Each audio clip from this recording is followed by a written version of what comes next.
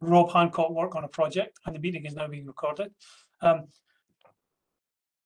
Christine, I suppose you can call the grand dame of plant science, if that's okay a term to use, Christine. So she's president of the Association of Applied Biologists, member of the French Academy of Agriculture. She's editor-in-chief of Food and Energy Security, which we've just recently published in, I believe, or Raoul's lead on. And she's a senior editor for many of the plant journals that many of the people on here will be publishing in. And she's got a legendary reputation in plant metabolism, particularly looking at redox systems. So Christine's going to talk today about the effects of high CO2 on plant growth and stress tolerance. So Christine, whenever you're ready to roll. Yeah, thank you very much. I will attempt to share my screen now. So there is my presentation. I just need to put it into slideshow. Okay, can you see that, Derek? Perfect, on you go. Thank you very much. I hope you can't hear my dog. My dog's just started to bark. How annoying. Shush. Right. I've decided to talk to you today about some of the work that we've been doing on the effects of high CO2 on plant growth and stress tolerance, while still referring to the basic and intrinsic properties of metabolism, regulation of metabolism and signaling.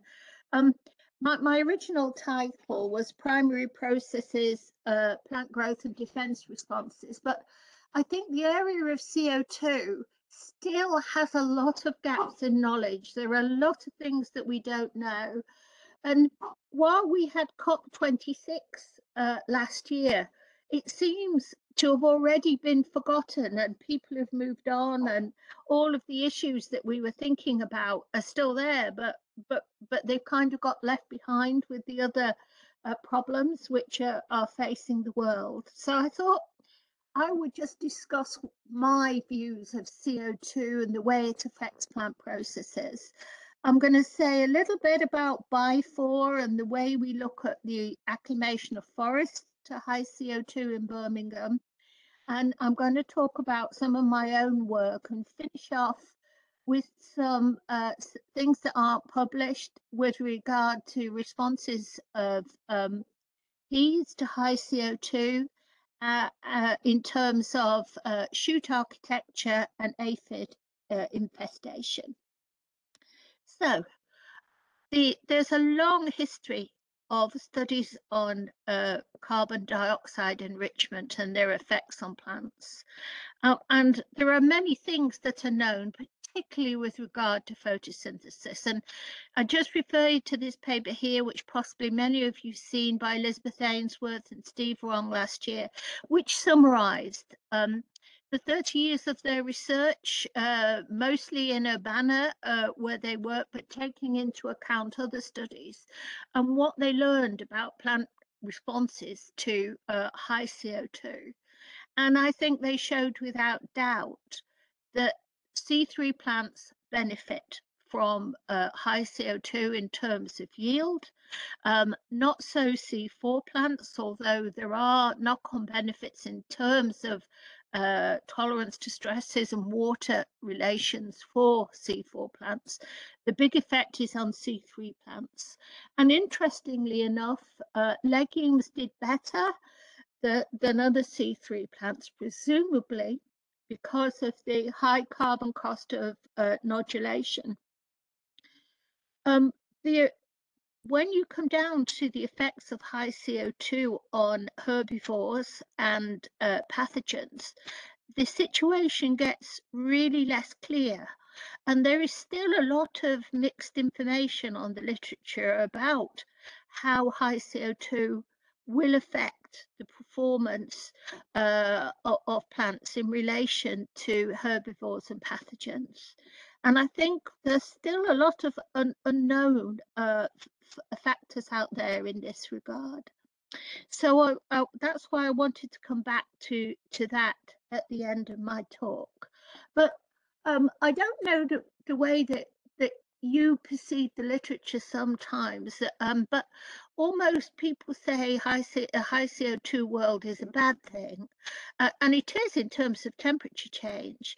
But when you look at the data on the benefit in terms of leaf area and green area of the world, there's no doubt that over the last 20 years, the leaf area has significantly increased. And it is interesting to look at NASA sites, for example. They say the increase in leaf area is equivalent to the Amazon forest. That's the amount of leaf area that's accrued over the last 20 years, simply due to the high CO2 in the atmosphere. And this is, of course, calculated from space using some of the new imaging technologies. Now, whether this will continue to increase, of course, is debated. And there are papers in the literature which talk about increased browning relative to increased greening. But I think there's still a large unknown as to whether there will be a continuous greening of the earth, or whether the negative impacts will take over from the benefits. But I think for now, the carbon dioxide has had a very positive effect, at least on the vegetation of the earth.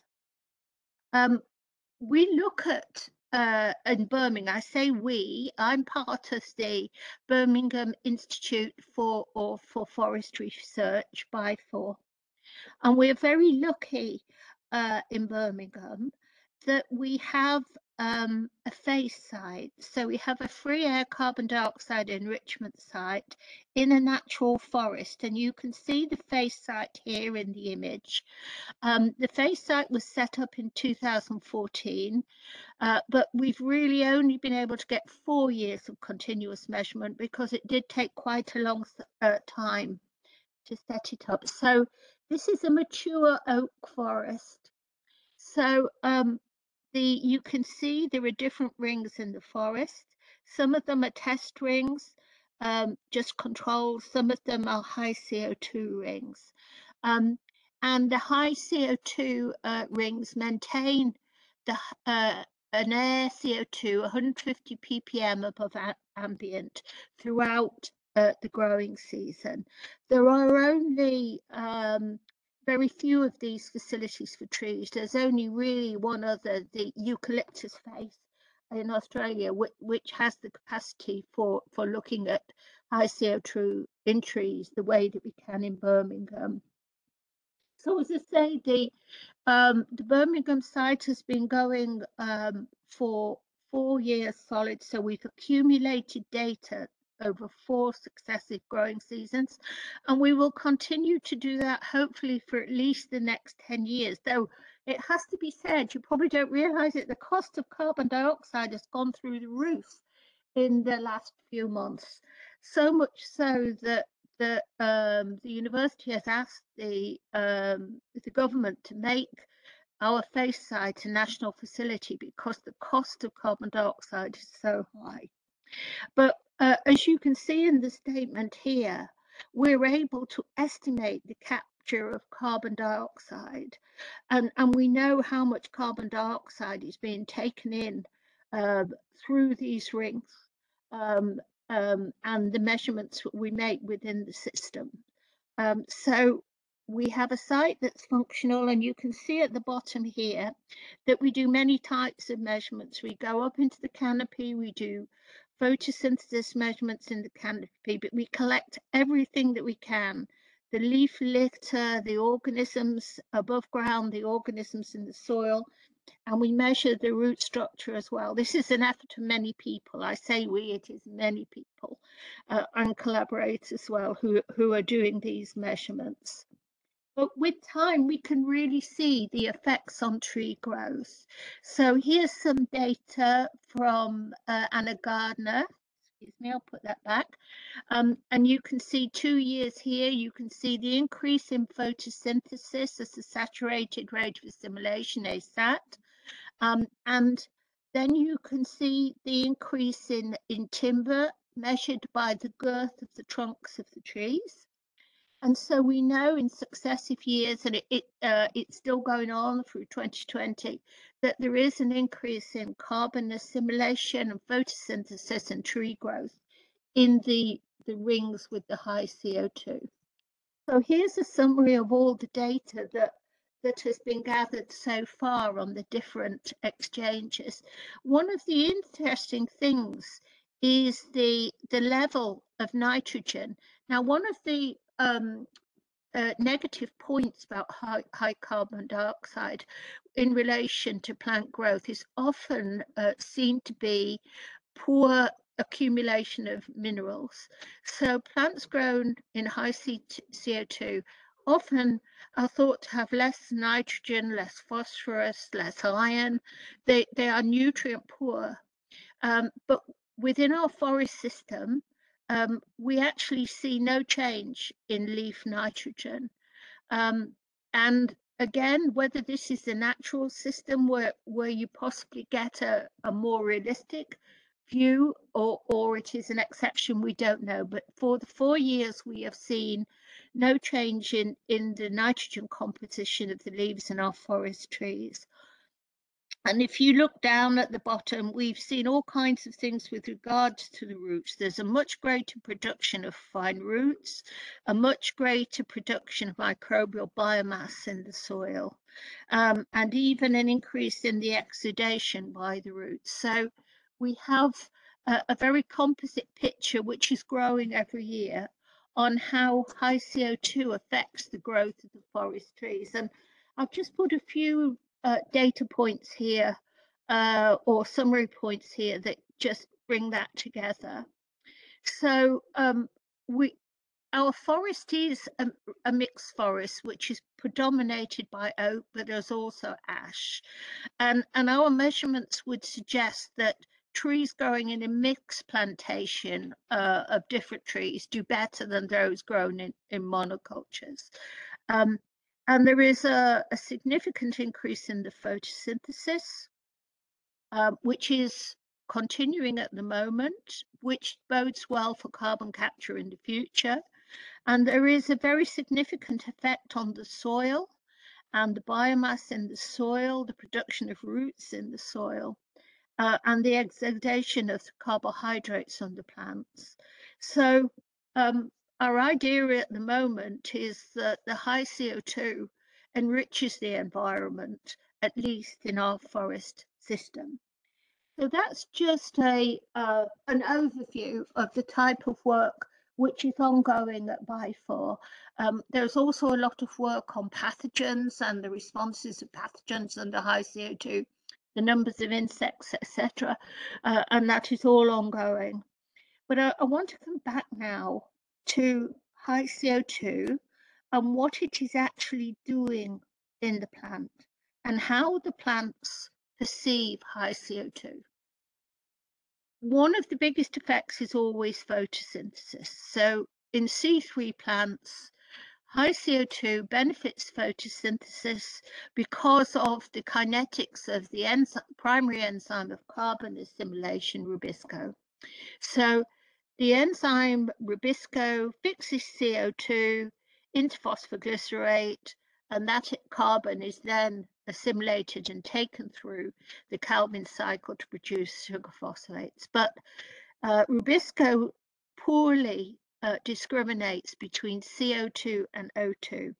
So when CO2 is in short supply or the temperature is high, rubisco will take oxygen in place of carbon dioxide and set in motion this pathway of photorespiration, which simply recycles carbon back into the Calvin cycle.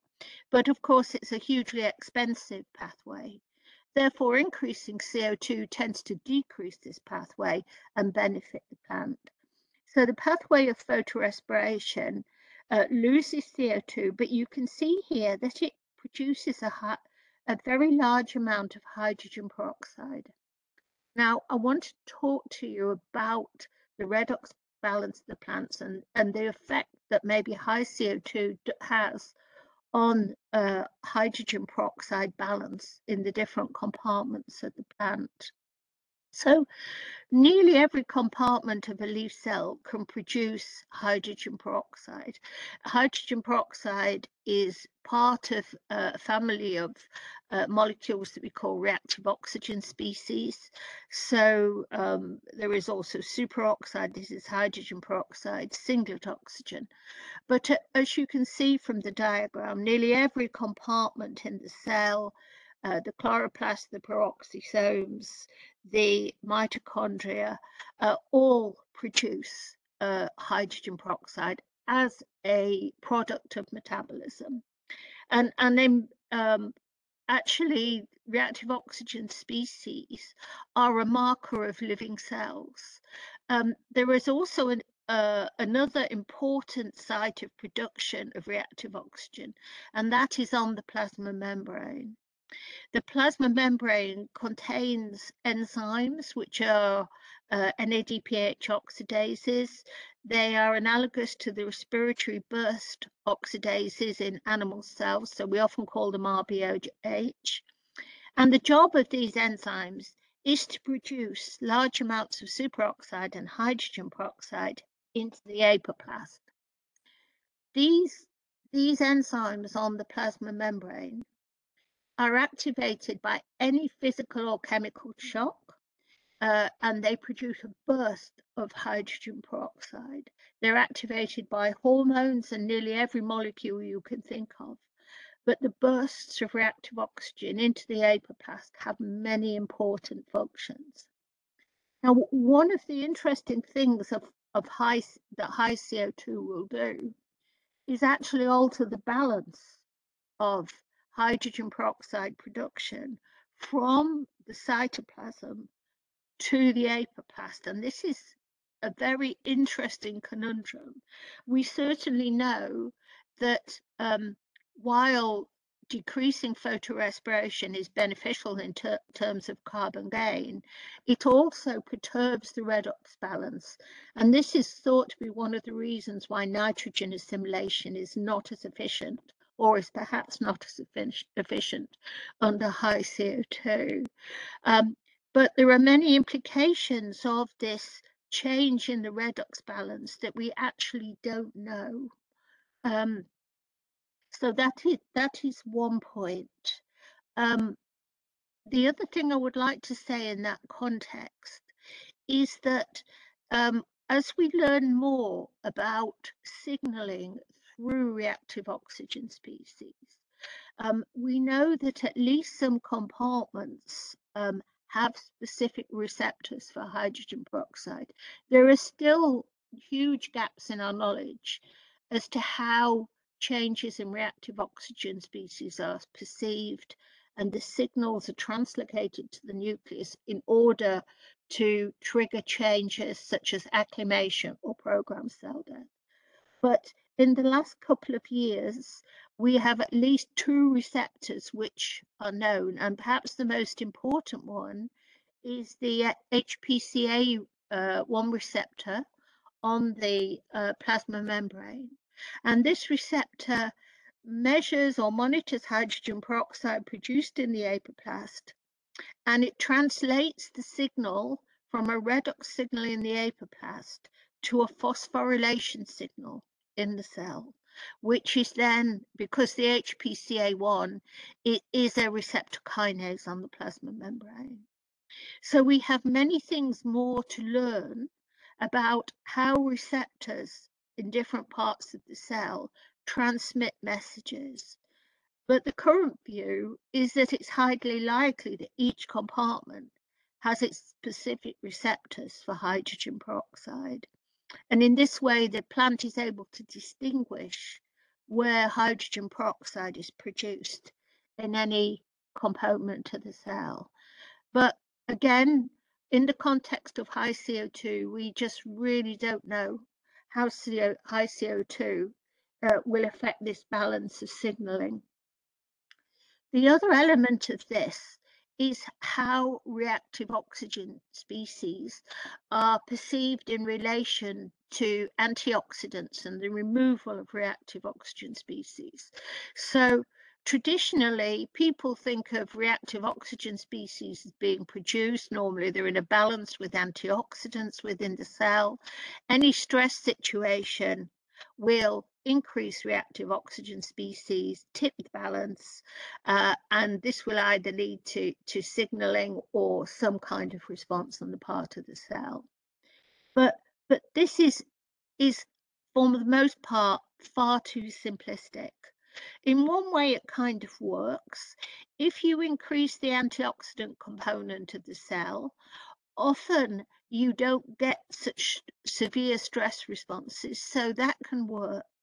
However, it is true that any level of reactive oxygen can be involved in signaling.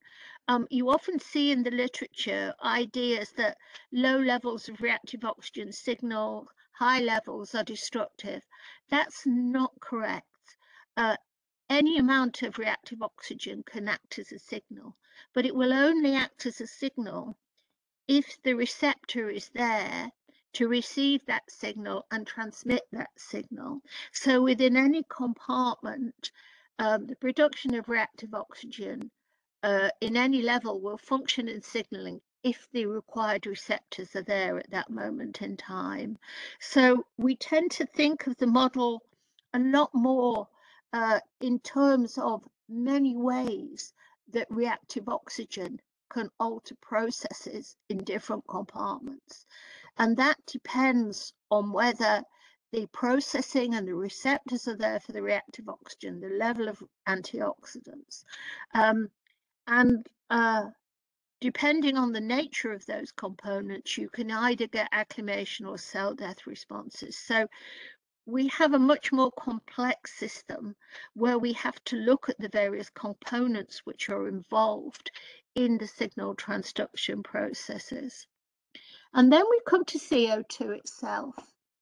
Now, everybody thinks of CO2 largely in terms of photosynthesis, but there are several studies in the literature that suggest that plants, at least these 3 plants, perceive high CO2 as a stress. And the question then comes, do plants perceive CO2 independent of photosynthesis? And there are certainly some cells that do. One thinks, for example, of stomata. In stomata cells, the high CO2 is perceived. It triggers a pathway which closes the stomata. And that pathway involves carbonic anhydrases and other components which act independently of photosynthesis. So you wonder, are stomatal guard cells specific, or does every kind of cell in a plant perceive CO2 as a stress via signaling pathways? And I would like to show you a little bit of data which suggests that that could be correct. Now, here is some work from Graham Nocta's lab, which was published a while ago now, on the effect of high CO2 on salicylic acid levels. Now, this isn't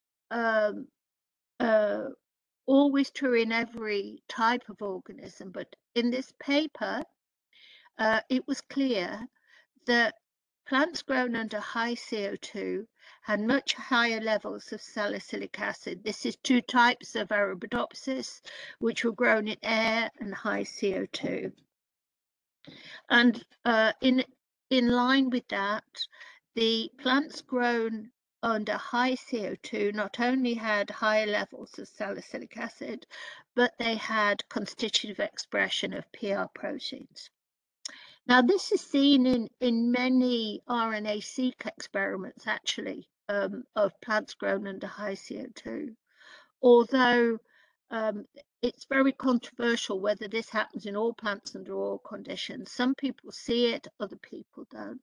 But you have indications that the presence of CO2 might be perceived as a stress that can induce changes in stress hormones such as salicylic acid. I just wanted to mention to you that reactive oxygen species produced in the apoplast is fundamentally important to stress signaling. So there is this concept of a ROS wave. So cells which perceive a stress will generate reactive oxygen, and that is transmitted from cell to cell as a wave. That can be involved in growth and directional growth as well. So ROS and calcium are involved in transmission of signals across the cellular membranes, also through the plasma membrane, to transmit signals which are involved in stress, acclimation, and also in the control of growth.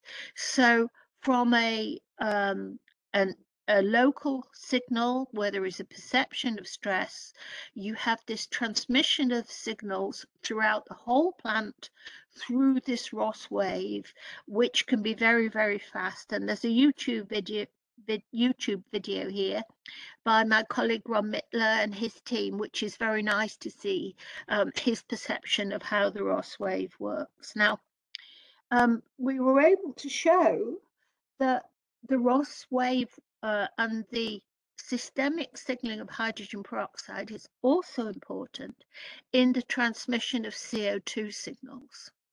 So we undertook experiments in tomato, and it's just a summary here. You can look at the paper yourselves, but using a series of grafting experiments. I wouldn't recommend these experiments to anybody because it's really hard work, but exposing the upper apical leaves to CO2 and then looking at the transmission of signals down the plant to the roots and looking at the association of mycorrhiza and the transport of phosphate.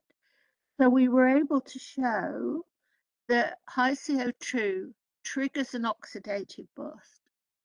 And this transmission of this signal is dependent on respiratory burst oxidases, which transmit the signal down the plant. And we were able to do this by taking the stem and grafting in parts of mutants that had low levels of RBOHs, so they were no longer able to produce an oxidative burst. And we were able to show that high CO2 signaling required an oxidative burst, which was transmitted from the shoots to the roots. Now, this is again a system which actually doesn't require photosynthesis. You have the transmission of a CO2 signal, which is based on an apoplastic burst of hydrogen peroxide, which moves from the shoot to the root. So this is an indication of a CO2 signal, which is perceived and transmitted as a ROS wave. We also published another paper last year that you might like to look at. And here we showed that CO2 in tomato could be perceived by carbonic anhydrase.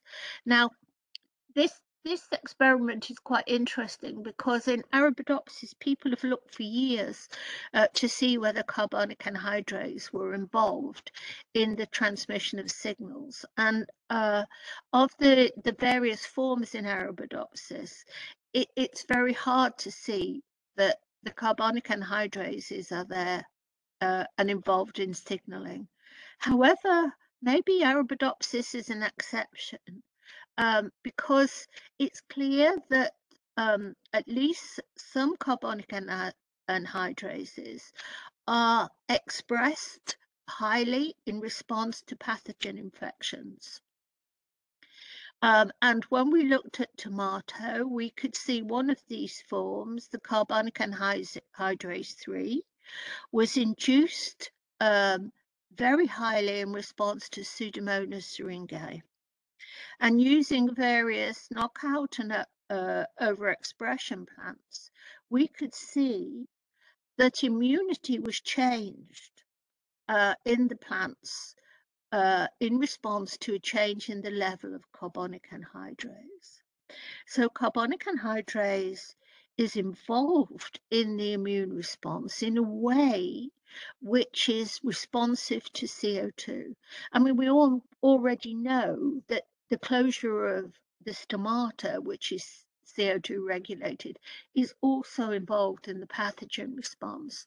And we're looking at something a little bit analogous here, but in terms of immune responses. And we could actually see the transcriptional activation of the expression of BCA3 by a NAC transcription factor here. And we could also show the post-translational regulation of the carbonic anhydrase by a receptor kinase on the plasma membrane called GRACE1. And this affected the immunity of the plant. So we could see changes in the responses to Pseudomonas syringae, which were influenced by CO2 through the carbonic anhydrase. And this was interesting because it wasn't dependent on stomatal or salicylic acid regulation.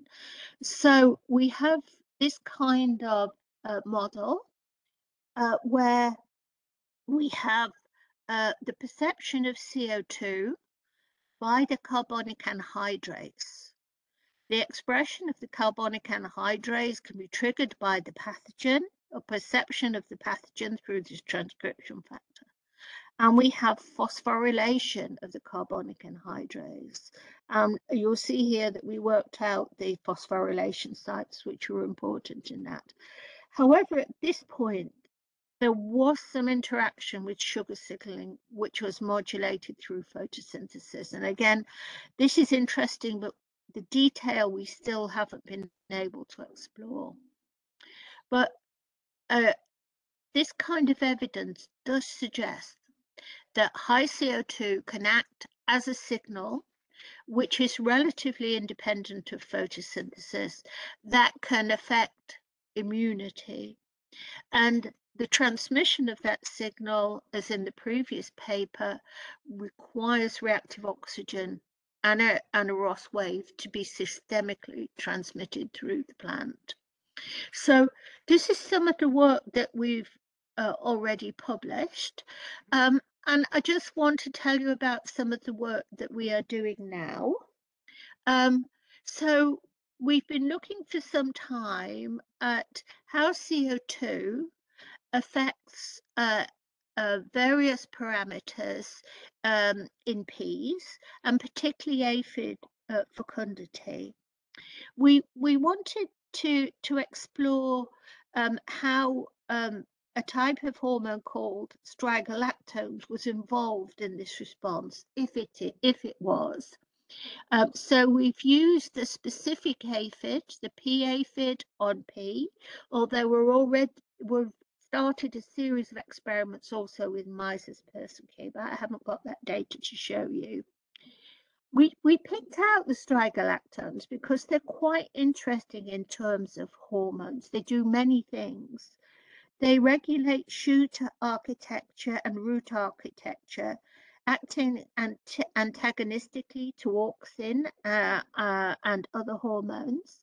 They're also particularly important in association with other organisms, such as arbuscular mycorrhiza, and they've been hijacked by parasitic plants, and they are used by parasitic plants to form associations with their hosts.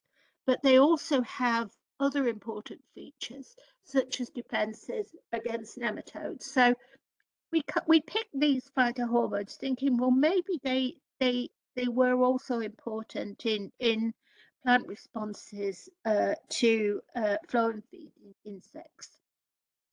The strigolactone pathway is quite easy to look at in pea because we have a nice suite of Ramosa mutants, which are in various steps of the pathway. This is the pathway of strigolactone synthesis. It's an apocarotenoid pathway, which has some steps in the plastids and then some in the cytosol. And we have mutants which lack steps in the synthesis pathway and mutants which lack the strigolactone receptor or have a lack of the steps in the signaling. So we were able to take these RMS mutants in the peas to actually look at the role of strigolactone functions. So we did this, of course, in chambers, controlled environment chambers, in air, high CO2, and we generally double the high CO2. So if we take the air level to be about 400 ppm, we work at a maximum of 800 ppm, but it's usually about 750 ppm within the chambers. So we set about, first of all, to look at the growth of the plants, and I'll just show you something of the phenotype of the mutants that lack strigolactones. So first of all, you grow them, and there's really no difference in the plants.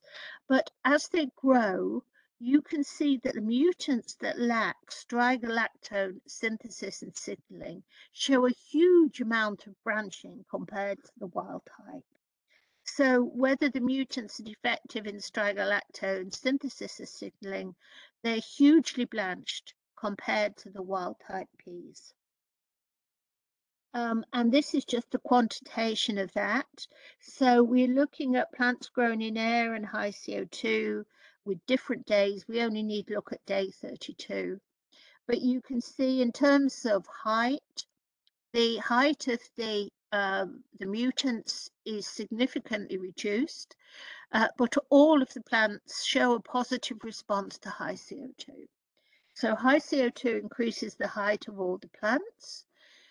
It also increases the shoot branching, and if you again look at day 32, you can see that the branching in the mutants is much more extensive than that in the wild type. However, in response to high CO2, they branch even more. So the branching response to high CO2 is the same in the strigolactone mutants and the wild type. And we see very few differences between the wild type and the mutants in terms of shoot features. Here we have carbon gain in terms of dry biomass. And you can see overall, despite the changes in the branching, the total biomass gain isn't much different between the plants. So it's the partitioning of carbon, and all of the plants show the same response to high CO2. So all in all, this data taken together tells us quite clearly that the plant response to high CO2 in terms of shoot branching doesn't require strigolactones. So that is one positive, even though it's a negative answer. There is no effect, no role for strigolactones that we can see in shoot branching. So then we looked at some of the other parameters. We looked here, for example, at sugars. You can see that the response to sugars, particularly in terms of sucrose and starch, is a large increase when plants are grown under high CO2, and it is quite uniform across all of the lines. So then we came to the aphids and how well aphids do in these plants. So we do these kind of studies and the way I think most people do fecundity assays. We take a foundress and we place an aphid on each plant when they're 14 days old, and then we count the number of aphids present on the plant 14 or 15 days later. And when we did this, we could see that there was no effect of high CO2 on the aphid numbers or aphid fecundity. So there was no increase or decrease. The values are much the same. However, there is an increase in the sensitivity or susceptibility to aphids in the strigolactone mutant lines. So we have this effect on sensitivity, which is, or susceptibility to infection, which is strigalactone dependent. And we wanted to know why this is. There's quite a lot of data on this slide. So we set about looking at phytohormone levels. So we measured the phytohormone levels in air and high CO2. We didn't see any effect of high CO2 or significant effect of high CO2 on the levels of phytohormones. So I'm just showing you the high CO2 data. Now, if you look at the bottom here, you'll see there's jasmonic acid and salicylic acid here.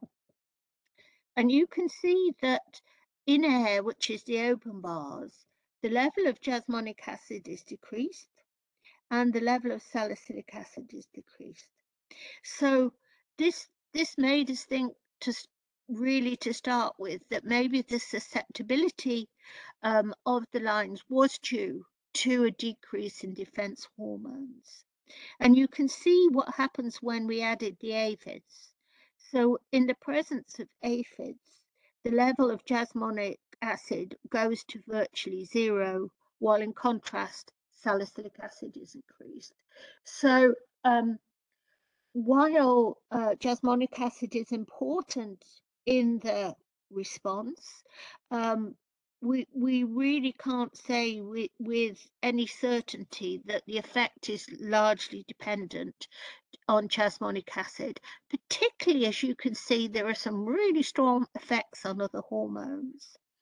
So you can see various components at the top, such as zeatin, and other hormones which are very markedly decreased in response to the presence of aphids.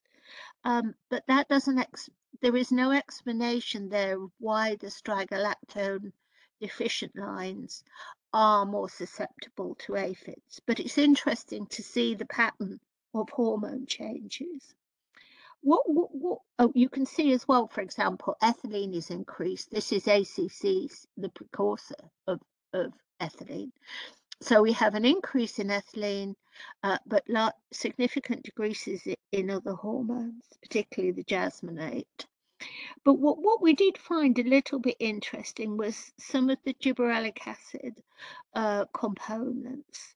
So you can see there's an inverse relationship between the gibberellin A4 and the gibberellin A1, which is quite interested in terms of the response to the aphids. But here you can see gibberellic acid itself shows a differential response in the mutants, and we did think that was quite interesting. I don't think I've seen this in the literature before, but we get a stimulation of gibberellic acid content in response to the aphids, but it is much less marked in the strigalactone mutants, which might provide an indication that gibberellic acid might have a role, together with the defense hormones, in the plant responses to aphids, particularly under high CO2. And when we put the data together, we did see there is some correlation. It's not a great correlation, but when we take lots of data points, you can see there is a relationship between aphid fecundity and gibberellic acid in the lines, which might be part of the story of why the plants lacking strigalactone signaling and synthesis are more susceptible to aphids. So I'll just summarize here.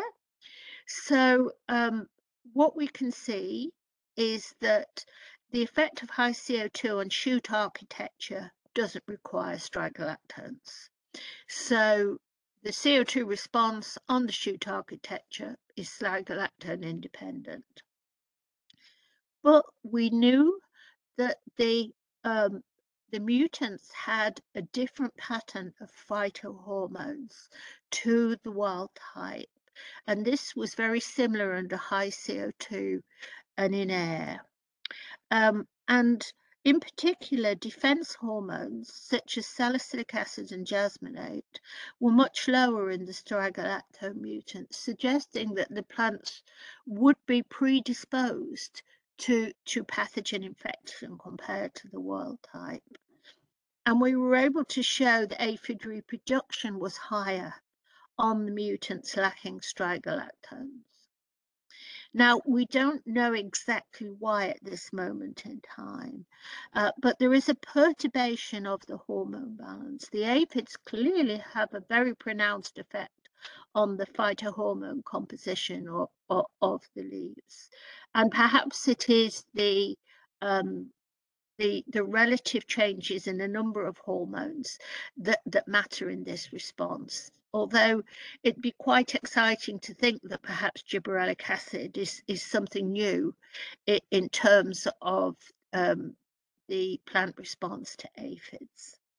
Okay, and I will just therefore thank all the people who work with me, my team, particularly Barbara Karbinska and my colleagues at BIFOR, and Hendrik, who is a split site Commonwealth student between my lab and the lab of my colleague Anne-Marie Botha in South Africa.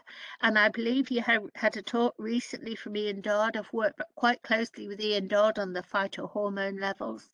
And my colleagues in China, who supply a huge amount of manpower when you need to do very many complicated molecular genetic approaches to some of these things. So with that, I will say thank you, and thank you for listening. Christine, thanks very much for that. That was a bewildering level of science there, I have to own up. And you must be the first person who's put a positive spin on high CO2 and climate change. I don't know why people don't do it, Derek. When you look at the NASA website, it's obvious. Well, that sort of identifies the question of why. I think initially, obviously, there'll be benefits, but obviously it's not a never-ending line. If it continues to go up, you will hit problems. And presumably, the high CO2 per se under standard temperatures is fine, but if you're getting that in high temperatures, then you're going to hit problems. That's exactly it. And actually, the only kind of negative effect of higher CO2 per se is likely to be this effect on mineral nutrition. The other effect is high temperature, which accompanies the climate change. Yes. So the mineral one, I was thinking on that one. Maybe it's just too simplistic. Do they have the same level of mineral as a normal plant, but you've just boosted the amount of carbon in the plant, so the proportion's gone down? That happens. That happens for sure. I mean, in our BIFOR site, we've been looking at that, and the carbon-nitrogen ratio does change, always. But the total percentage of nitrogen, or the total amount of nitrogen accrued, isn't changing. But that depends. I mean, if you look at different experiments around the world, you get vast differences. Now, when I first started to work with high CO2 a long time ago in the 1980s, we had real problems with roots and pots. You know, it's always a problem when you constrain roots. And I think pot experiments can be very misleading. So that's where face experiments come into their own. Yeah. And that's, I think, why we really have to look at the data from face experiments. But I think the jury's out. I wouldn't say, I mean, I've seen reviews that say, you know, the feature's bleak because high CO2 will result in crop plants with poor minerals. But I really don't, I remain to be convinced that that's uniform.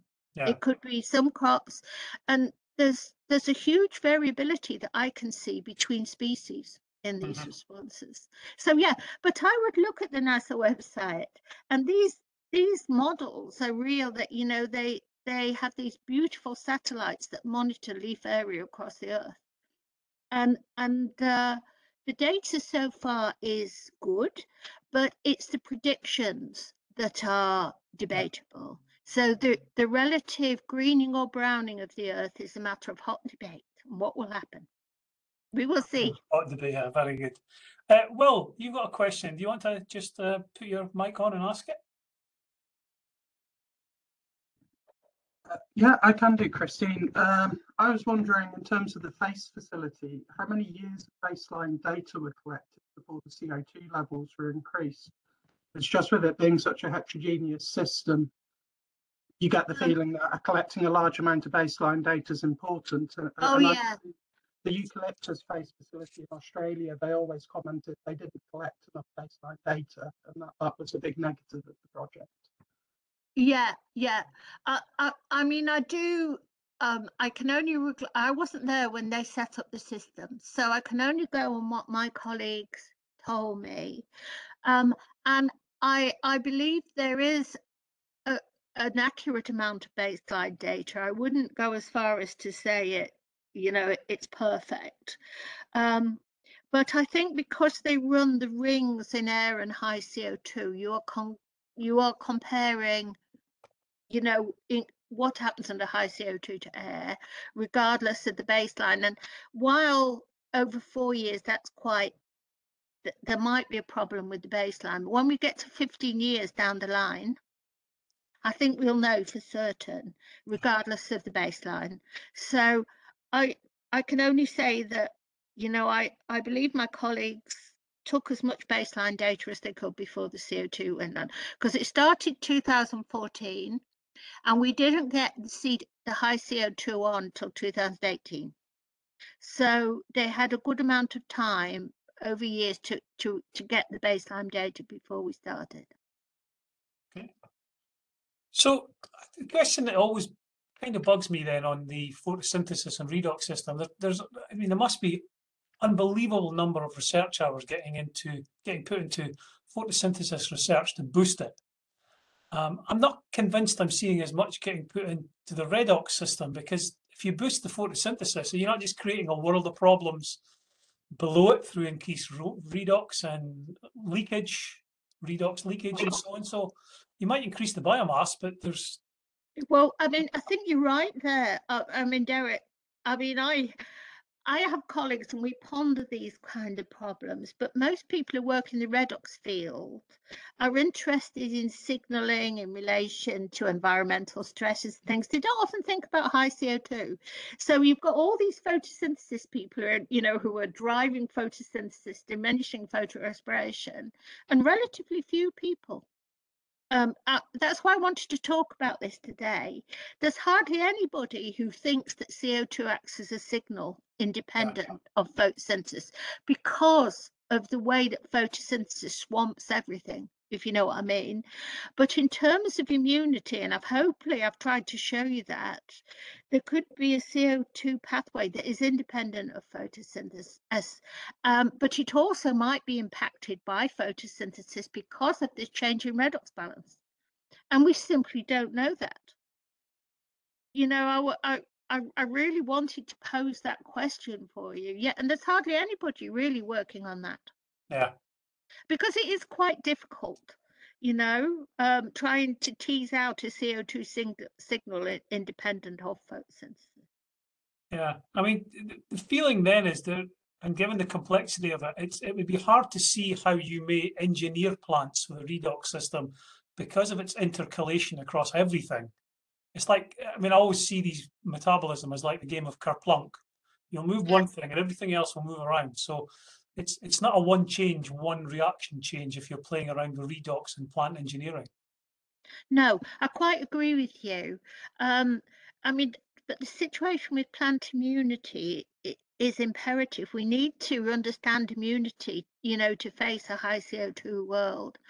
And if CO2 impacts on immunity, independent of photosynthesis, we have to know how that happens.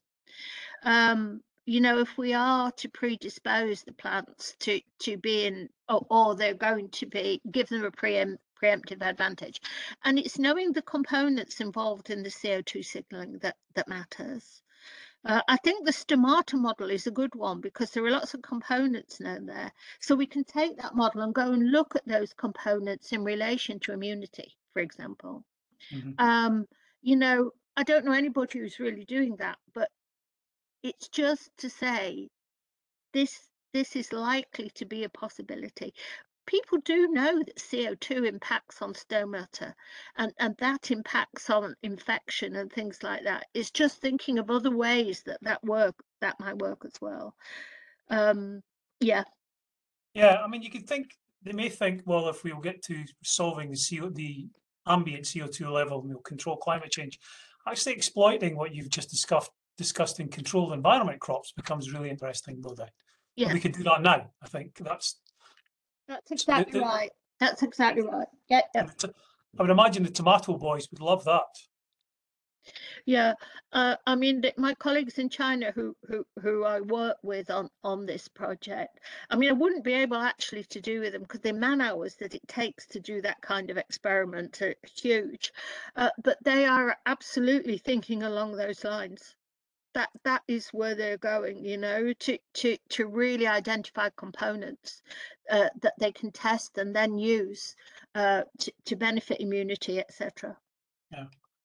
Any more questions from the floor? Otherwise, I've got one more I could ask. So just switch your mic on and shout out because I can't really see everyone. If not, I'll just go ahead.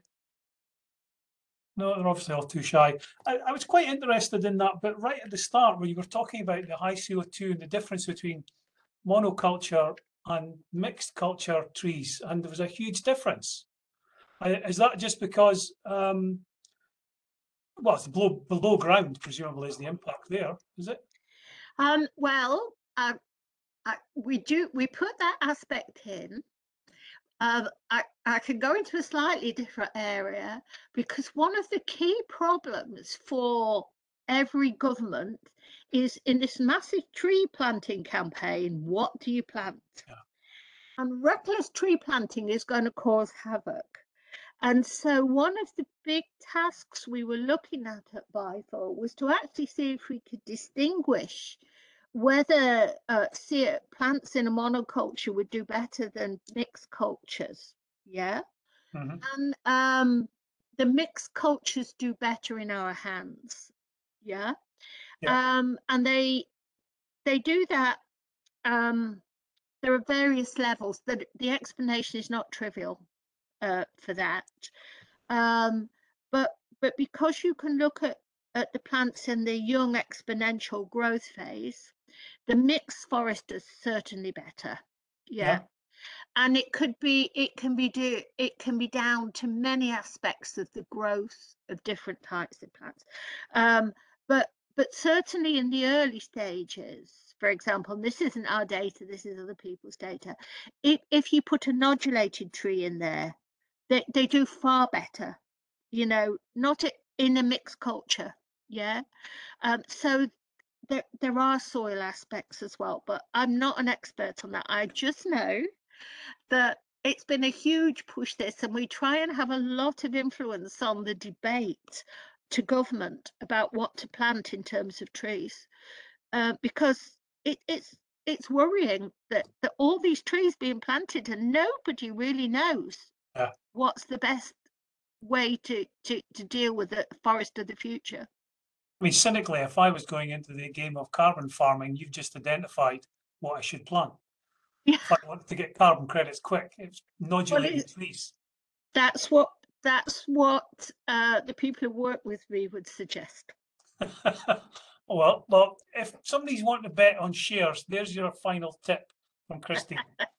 If in the future you want to have a talk and a debate on that with some of my colleagues who are much better informed, but it is a big issue. It really is for the future, what you plant for carbon capture, you know, and what's best. Absolutely great. Christine, as ever, a fantastic talk, and we'd all like to thank you. If people like to show their appreciation in normal ways, clap their hands, and it's been a pleasure to have you, Christine. So we'll let you go now. I hope if you all think about CO2 a little bit more in the future, my job is done. The future's less bleak, I think, certainly for plant scientists with increased CO2. I hope so. I hope you will see that. And please look at the NASA data. It's pretty impressive. We will. And I suspect several of us will be quoting that now. Great. Okay, Christine, thanks very much. And thanks, everyone. Bye-bye. Bye-bye.